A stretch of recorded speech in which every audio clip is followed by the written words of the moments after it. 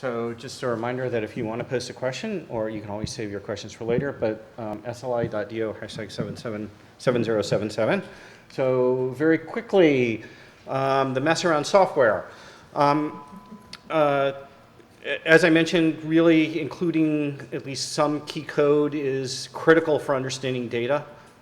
Usually a data set cannot be understood or in many fields without how it's been processed.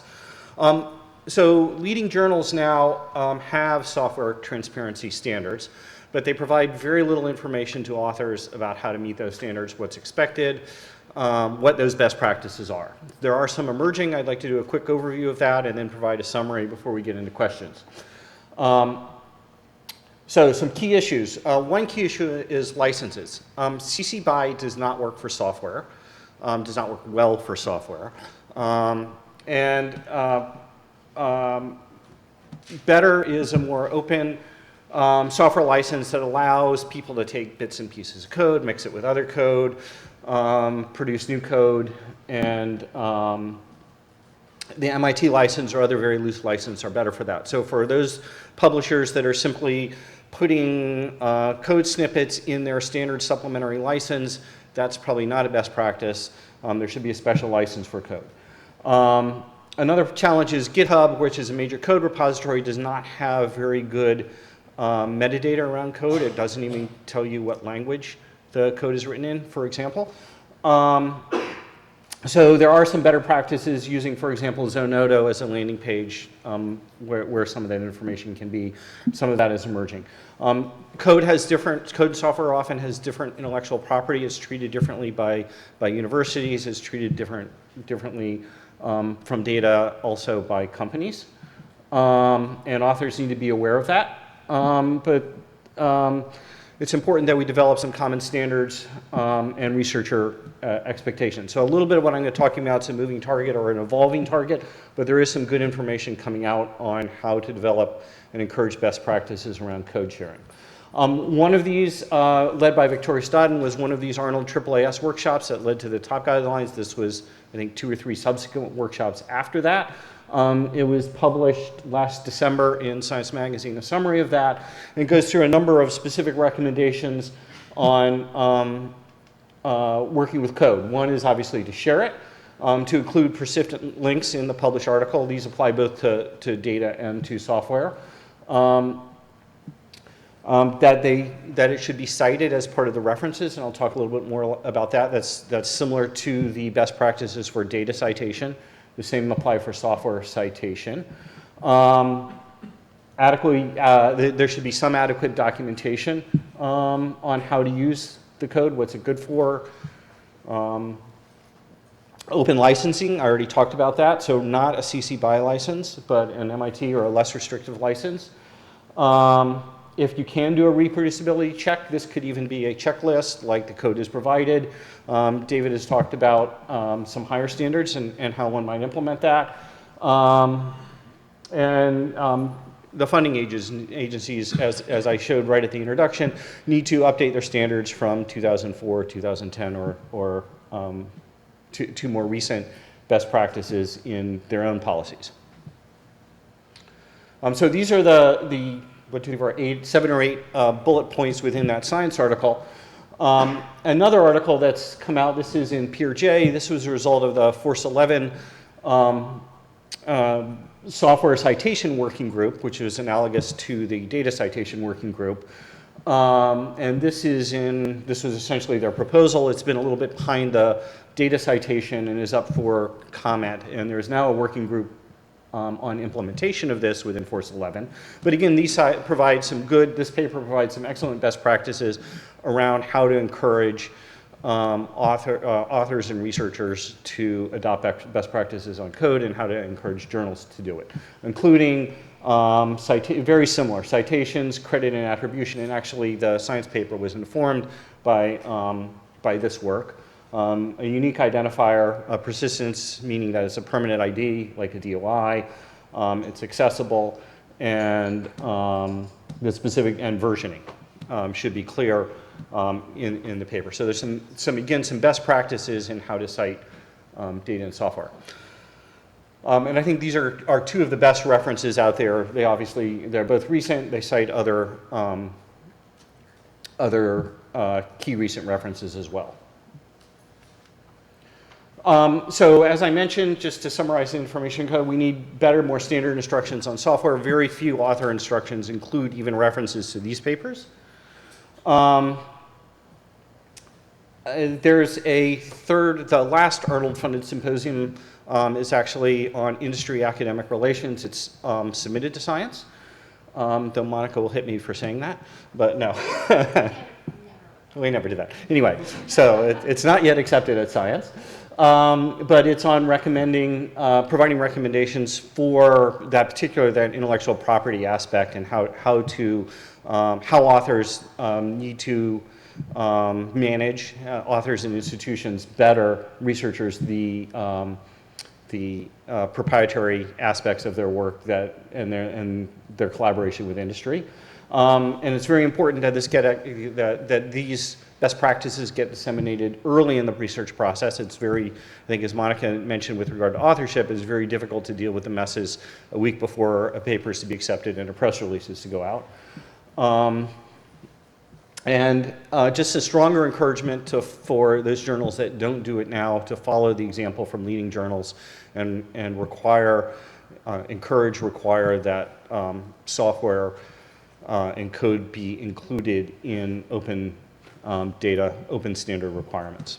So in summary, let me just give kind of a set of best practices for journals in thinking about kind of integrating many of the things that we talked about today. So it's important that we standardize editorial and copying workflows around linked and open data. This wasn't mentioned, but is actually becoming more important because of the data and software citations. We need to get references out of supplemental materials. This is even more important now.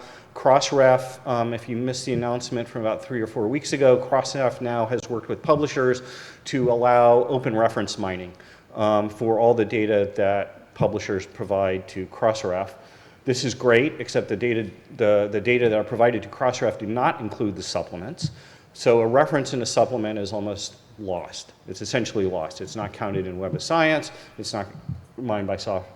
So really, we need to get, and this is where a lot of the citations to methods, data, and code, we need to get them out of the supplemental material into the main reference list. I recognize that challenges for some of you that are still have print versions and for length, but you can actually have an amended reference list online, for example, that includes those references and are not included in the print version, since the online version is what everybody's mining, but they're not mining the supplements. Emerging, like Monica said, I think an eventual standard is going to be where repositories to the data and software get added to the metadata. That's emerging. We haven't talked about that. A very important thing is many of us are conducting author and reviewer workshops, including best practices around data and software, in addition to your other best practices, or how to submit an article, how to do research, how to write an abstract, are really important, and part of that education of authors up front. David mentioned this. One thing we're exploring is including open data and software recognition in our honors and awards. So to become a fellow, one of the questions we are going to hopefully ask is, how have you treated your data? Or to be sure you've treated your data and code well and openly. And practice what we preach. We've all signed on to many of these guidelines. We should start preaching about how important they are for the integrity of scholarly research. So thank you. And let's pull up, I know there was one quick question I'm going to go back to, which was, where can you find the authorship guidelines? So that's the DOI for the white paper on bioRxiv on authorship. You could also look for bioRxiv if you go to bioRxiv and search on McNutt. That's how I found the DOI. So that's probably the easiest way. Marcia has there are not too many McNutts around. There's some, but it'll pop up pretty quickly on bioRxiv if you search for it that way. So I'm going to pull up, again, there was a series of questions on Slido, so I'm going to pull up kind of one from each group of us. Do you want to just stand up front and pass David around? So I think the first one is to Monica, and so we'll just go in the broad order. I'll sit over here. Or you can just stand if you guys want to stand. All right. Oh, there's one that jumped to the top.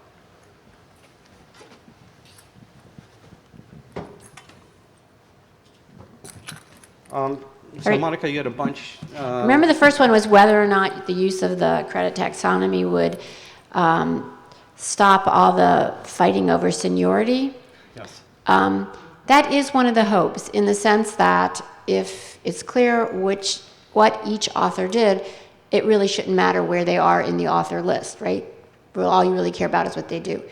That said, it will take a long time, I believe, or some time to change behaviors. And that is, to convince scientists that they will get credit as it is listed versus falling back on old traditions within their community of how you decide who's important in the list of authors.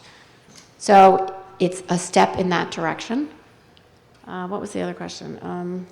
Groups as authors. Groups as authors. Yes. What was? Can you use groups as authors? Is that what it says? To the practice of identifying full research groups as authors.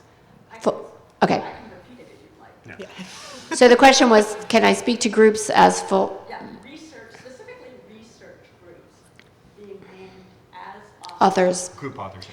Group authorship is complicated, and one of the things this has to work with, I know within, like the biomedical group, is NLM has rules about how they decide how to deal with a group authorship within indexing. And you need to, if you use the group authorship and you want each individual to be able to be discovered as part of the group, you have to list them within the paper of all the authors that are part of the group, and then you would probably have to then give each of them use the taxonomy to say what they did within the group. So it with very large groups, it is going to be work, and I think it will take time to see that it is accepted or implemented across some of those huge groups. So, And right now we require at Science, and then I'll let Brooke speak up, we require each author to indicate what their contribution was. We have a different form than what is the credit taxonomy. But when we have groups of over 50 authors, we do we don't require that everybody do it. The senior author sort of speaks for the group. So this is going to have to evolve for large groups. Yeah, we have an experience where we will have some people from the group listed as authors, and then the group sort of as the last author. And we're also coming into situations where we have some people who are in the group, some people who are not in the group, and then the group Yeah. author. Yeah. And Yeah. It is very difficult, and I think one of the reasons it's difficult is that often these things are negotiated. Some of these large groups are very well managed. They have specific tasks, they all do. And one of the things that is mentioned in the white paper is the idea of having a tool that author groups would use at the very beginning to help document what their contributions are, and that it would easily then export that information to the submission sites and then would travel. So I think hopefully some creative solutions will come up. Yeah, so I think we're hoping that the white paper both spurs comments so that we can have wider adoption, but there's clearly some work to be done, including standardizing credit with ORCID, and so forth. So anyway, so one of the other questions, what are the speakers' opinions of commercial open repository solutions like Dryad and Figshare? Is Meredith here? Okay, so we can talk about Dryad. So Lynn, would you like to go ahead on that? And I think we all may have some comments. Oh, I'm sure there'll be lots of comments. I have a lot of thoughts on this. How do I answer? I think from a data perspective, my main challenge my main concern has nothing to do with the repositories themselves. My main concern is that we are not at a point yet where the data landscape is articulated well enough to show the nuances involved. So people say data and then period and stop thinking, stop, end of conversation. Oh, my data are done. And that's because they're somewhere. So we don't yet have a conversation that's full enough to say my data are described in this way or archived over here or appropriate for this piece or curated by this group or rebrokered for discovery by this team. Like there are so many aspects to the data conversation. I think the tendency is to say, okay, they're in Figshare, I'm done, period. And that's the end of the thought process. So I think from a data perspective, from an informatics and an information science perspective, we need to be better about saying, what do you mean? Or what does this repository specifically do? Because the reality is a lot of them do different things. There'll be archival solutions, there'll be discovery solutions, there'll be collaborative workspace solutions. All of those are different, but we talk about them in the same way. So I think that's the challenge that I'm seeing. I think the repositories and the platforms, the solutions, whatever you want to call them, are all serving valuable needs and are all serving important communities. I don't think we have that big picture yet in terms of how they connect or don't connect or overlap or don't overlap and what that looks like. So maybe I'll stop there and see what Center for Open Science perspective is. Dave, do you want to go next? Or I have a few comments. I second everything you say. So the Center for Open Science, we're a mission-driven organization, so there's just so few rates of data sharing anyway that anywhere that the data are shared is a win. We very much want to connect it to every repository that exists to make sure that they're discoverable, to make sure that they work within each researcher's individual workflow. And when you talk about workflow, that's basically connecting the potentially millions of different tools that researcher X could use, and that those combinations of different tools quickly get into when you start talking about the combinations of tools that you use for writing, for discovery, for analysis, and then for data storage. All the different options there create many different iterations of different workflow tools. So we don't advocate for any one particular workflow, but we do advocate for connecting as many of those together as possible, so that entire research process can be better stitched together or more persistently preserved. And I think the diversity in for-profit, not-for-profit, commercial, and all the partnerships, I think that diversity is important in order to find the ultimate solutions that are going to get to the best practices in the future. So from AGU's perspective, and actually we help create CopDesk, and so I'll speak a little bit from that perspective. We strongly recommend use of existing established domain repositories if they're in a community. So GenBank is better than Figshare for a genomic sequence. PDB is better than Dryad for a protein structure. Similarly, IRIS in the earth sciences is better for your seismological data than Zenodo. So if those exist, the domain repositories provide curation. It's good to support them because that's where that community data lives. They often do some kind of quality control that's important for the peer review process. So if those exist, we recommend to our researchers, and that's the CopDesk statement of commitment and best practice. There's a series of best practices on that website too around open data. That's what we recommend. When I talk on this, I say that journals are stuck with supplements, and we do a piss poor job of that because there's no metadata, there's PDFs, no one can find the files. So and I think our instructions now recommend that instead of supplements, things like Figshare, Dryad, and Meredith did talk this morning. I think one thing she emphasized is the curation that Dryad provides, which I think is excellent, and the right way to go. But so we do recommend Figshare, Zenodo, Dryad over supplements in journals, which are at least the data is there, but it's very much not discoverable. By the way, if anybody's interested, there are some fair data stickers, and usually supplements in journals rarely meet, I would say, the fair data standards. And so any of these other repositories make data much more discoverable than a PDF without any metadata. Monica, do you want anything? I pretty much agree with what Brooke said. I would just say that for us, when the community repository is not easily identified, that's kind of when we have difficulty. We've been trying to decide with limited resources. It's the same problem I talked about with like getting things added to our tracking system.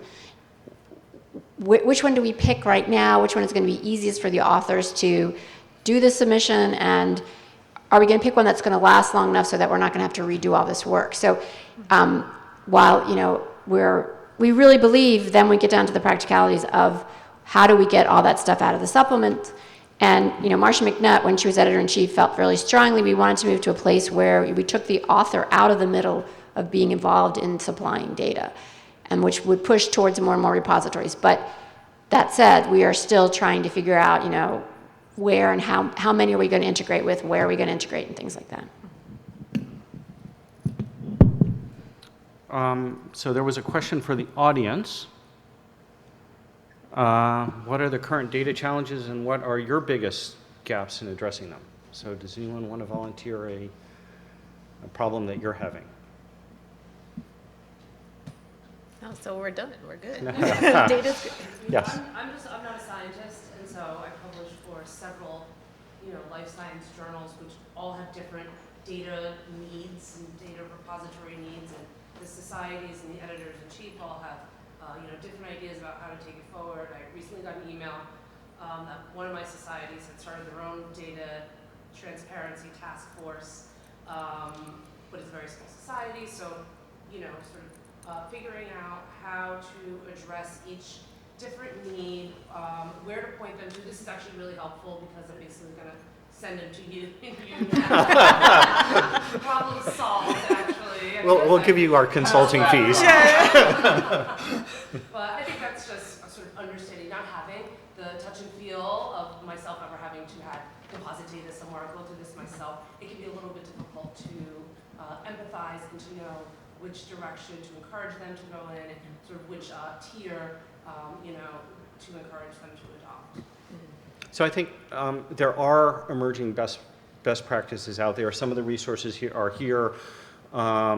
Actually, the CopDef's website gives a link to a variety of other best practices out there. That's just one nice little summary. The top guidelines, the top pages have a whole bunch of other information on links and implementation. The white paper on authorship has a lot of the recent discussions on authorship.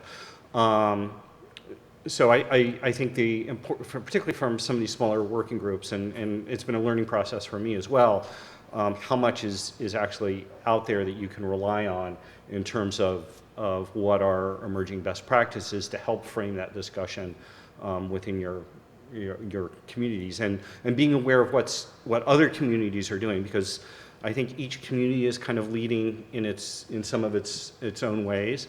And so being aware of what kind of those best practices are across the communities is very helpful. Well, if I can just say quickly, one of the challenges I think we've seen, data is one of those cross-cutting things that everybody touches, and so then everybody feels like they're an expert in their little data universe. And so, and in some ways that's true. Yeah, I don't want to say that that's false. But from a landscape perspective, I think what that's meant is that there's been a lot of kind of NIMBYism in data in terms of, I can't trust your solution because, it's not mine.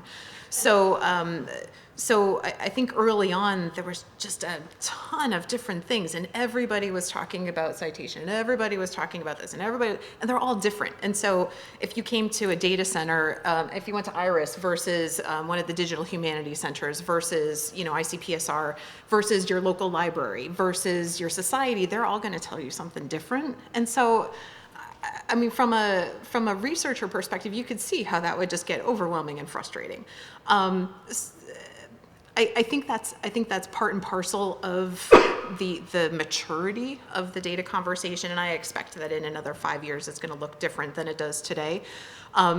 So I think I just joined RDA a year ago, and part of the reason was I think they're doing it right in the sense that if you do data by yourself, you're doing it wrong. That's the only thing you could possibly do wrong with data, is to try and do it by yourself. So if we can at least start building that awareness that Brooks talked about, and building that,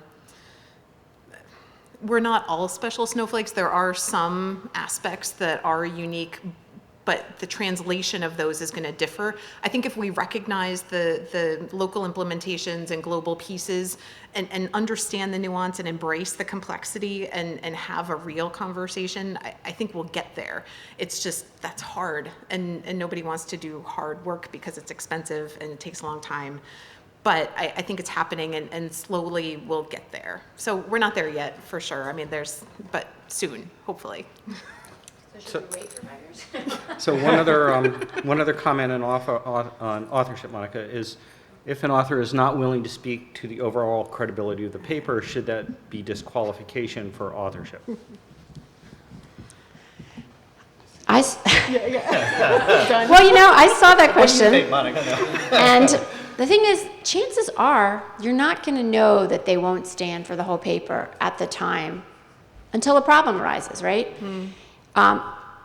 We learned about this way back in our great days when Brooks got to wear makeup with the Korean TV stations to talk about Hwang and stem cells, how all of a sudden so many authors had never known anything about that paper, even though it was like in all the press and the biggest discovery of the year. And then all of a sudden when it needed to be retracted, they claimed to have not ever even, shouldn't have had their name on it. They never did anything. So that's the problem. We have to begin to change behaviors. People have to believe in some sort of joint responsibility. And often you hear, scientists say, well, this collaboration is so complex. There's no way that I can speak for their data. I don't understand it. I brought them on because it's a special skill set. So I guess my short answer is that it needs to be the beginning of a conversation and a change in behavior. And unfortunately, you're not going to catch people. Everyone will say, yes, I will do this. And then it's not until there's a problem that people will all of a sudden show their true stripes. So can you tell how jaded I am now? So I think, so we had, in that authorship paper, we had some really detailed discussions about that. And I think Monica showed the specific guideline, which is that an author in a collaboration is not responsible for the overall credibility. I mean, so I've been in collaborative authors, and you collaborate, someone else has done the analysis and provides it to you, and you trust that analysis is done there, but you weren't there when it was run and things like that. And so, I can vouch for it to the sense that I've known and developed a relationship with that researcher and so forth like that. But that, as Monica showed from the example of Hwang, suddenly those relationships are a lot more tenuous than. But I think what the standards are that we showed was not that each author is required to vouch for the overall credibility. Each author has the responsibility to take action, and I forget the exact wording, take action and be responsible for correcting things that are wrong with the paper. That you cannot shirk that responsibility as an author, that if something goes wrong, you cannot say, oh, it's out of my hands, this author has to deal with it. It's if something is wrong, then you have a responsibility to help manage the author group collectively to resolve the issue and not hide that correction or retraction, if that's the case may be. Brooks gave you the right answer.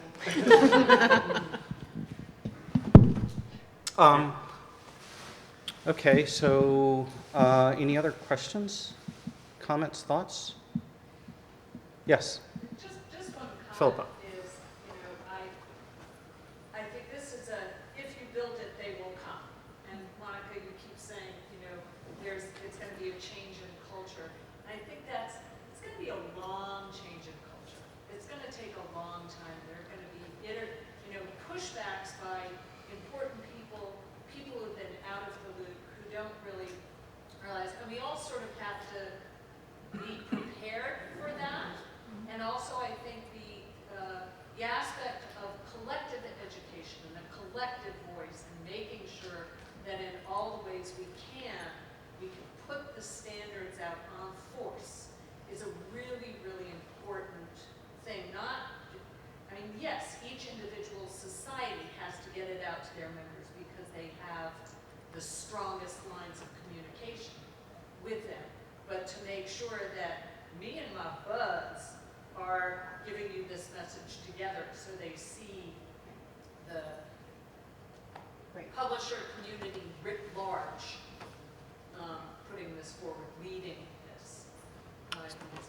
So, thanks. I think having that conversation with the research community is really critical. I'm going to riff off the answer to the last question, which is all of us as publishers have now signed on to CopDesk, to TOP, to Force 11.